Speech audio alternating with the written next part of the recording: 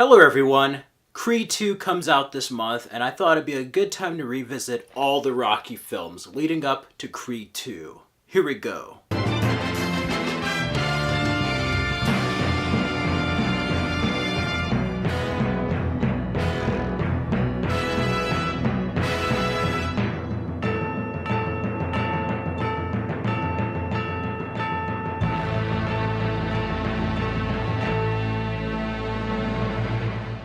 In honor of Creed 2 arriving in theaters this month, I'm going to go over Rocky Balboa from 2006. Now, Rocky Balboa was originally the conclusion to the Rocky anthology, before he had the spin-offs of Creed.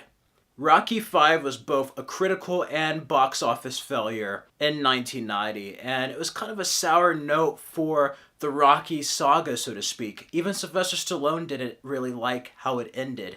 He kind of felt bad how the series ended and the note it left on. Throughout the years, he ended up coming up with a better conclusion, and that conclusion is Rocky Balboa. He tried to get this film made for about 6 years. People thought Rocky was done with. They didn't want to see another Rocky. You know, it's been there, done that. And I remember when I was a fan of Rocky, when I got into it, I saw Rocky 4 on July 4th, and I immediately checked out the other films, and I saw Rocky 5 and was a bit disappointed with it. But I got the DVD box set with all 5 films, and I was kind of disappointed hearing that there's going to be another Rocky. I'm like, why? He's old. Like, why would I want to see that? It ended already. Luckily, Rocky Balboa was greenlit right before Rambo, and Sylvester Stallone got to end Rocky on a high note. This is one of the best Rocky films. This measures up to the first film. Sylvester Stallone did a great job writing and directing this film. Shot with 35mm and HD. It looks very different compared to the other films, but again has that kind of documentary, gritty vibe to it, like a realistic vibe, and I love it. This is the Rocky conclusion we deserved, and it's a heartfelt one. And we open the film up with Rocky Balboa living alone. Adrian has passed away. She had cancer and has died. And that is such a heartbreaking note to start Rocky on, because the Rocky-Adrian romance was at the center of the story and the sequels, and without her, there's a piece of Rocky missing. And that's what fuels his desire to box again. Originally, Adrian was alive and Rocky's son was off in the Air Force, but Sylvester Stallone felt like it didn't have that extra push that needed Rocky to fight. She would be there complaining. You need a reason for Rocky to fight again. And taking Adrian out of the equation added a great deal of heart and emotion and tragedy to this story. And Sylvester Stallone gives a brilliant performance as Rocky Balboa. He is a broken, lonely man in this. And we have real-life boxer Antonio Tarver as Mason the Lion Dixon, who's his up-and-comer boxer. He's a champion, but people don't think he's a champion. Basically, they think he has opponents that aren't up to his level. They think it's fixed fights. He hasn't faced a true warrior. So even though he's a champion, he doesn't have the respect of the people. And there's this virtual match, much like the one with Muhammad Ali and Rocky Marciano, that predicts Rocky Balboa would beat him. So that gets people curious. So an exhibition match is set, and they seek out Rocky Balboa for this fight. And it's brilliant because Rocky, he no longer has too many money issues. He has Adrian's restaurant. He named a restaurant after Adrian's. We get to see Rocky with Spider Rico from the beginning of the first film. And Milo Ventimiglia joins the cast as Rocky Jr., Robert Jr. And he does a great job here. You can definitely tell it's like Talia Shire and Sylvester Stallone put into one kid. Originally, Sage Stallone was supposed to reprise his role, but Sylvester Stallone thought there'd be too many real-life parallels, so he decided not to do that. But I think Milo Ventimiglia does a fantastic job here, and you even have references to Home Team and other things from the previous films. You also have Geraldine Hughes as Little Marie. We get to see Little Marie, the girl from the first film, all grown up now, and Rocky kind of helped her out. He's kind of lonely. Burt Young reprises his role as Paulie, and you could tell he's miserable. You know, he didn't treat Adrian very well, and it's just heartbreaking seeing him and Rocky reminisce about the past at the beginning of the film, on Adrian's anniversary, you know.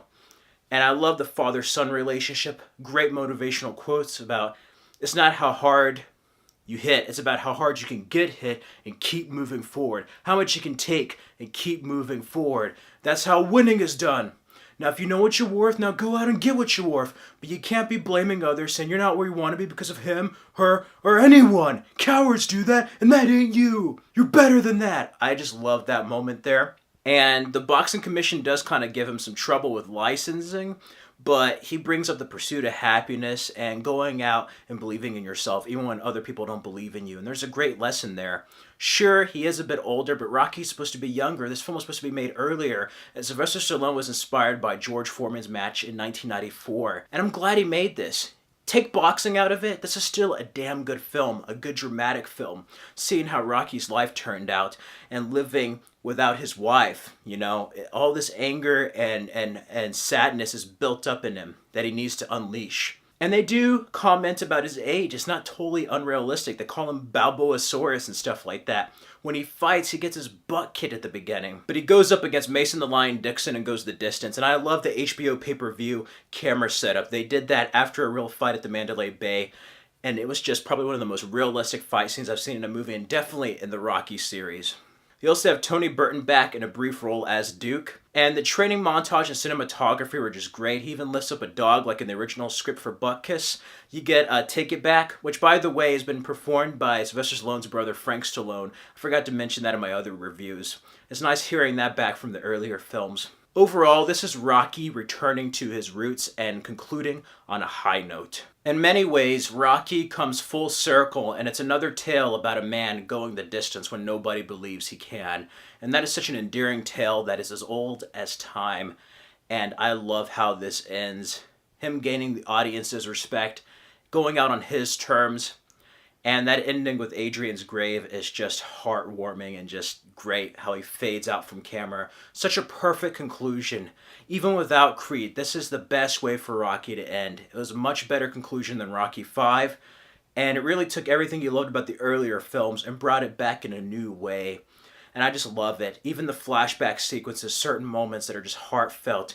If you have a marathon, this film is even greater when you watch the previous 5 films leading up to this film. Such a perfect conclusion that we all did not know we needed. And Rocky Balboa is a TKO, a total knockout, 5 out of 5 and an A+.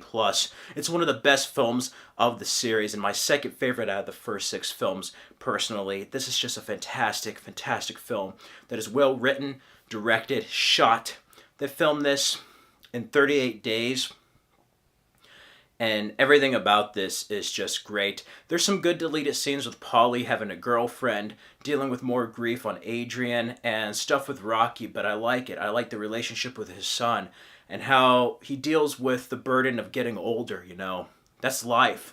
And there's a lot of things you can apply from this film to life in any field. It doesn't have to be boxing. This is a movie about life, about this character, and in many ways, this is Sylvester Stallone paralleling Rocky Balboa with his real life. And you don't see many tales going over age or a hero being older. Sure, he's not in his prime fighting, but still, if you suspend that belief, it's still a very enjoyable film, even with Mason breaking his hand. It's believable. George Foreman did it, so even though Sylvester Stallone's older than Rocky, Rocky's still a bit younger. And it's nice seeing that. The boxing is just the icing on the cake for this dramatic story. This great film is a work of art.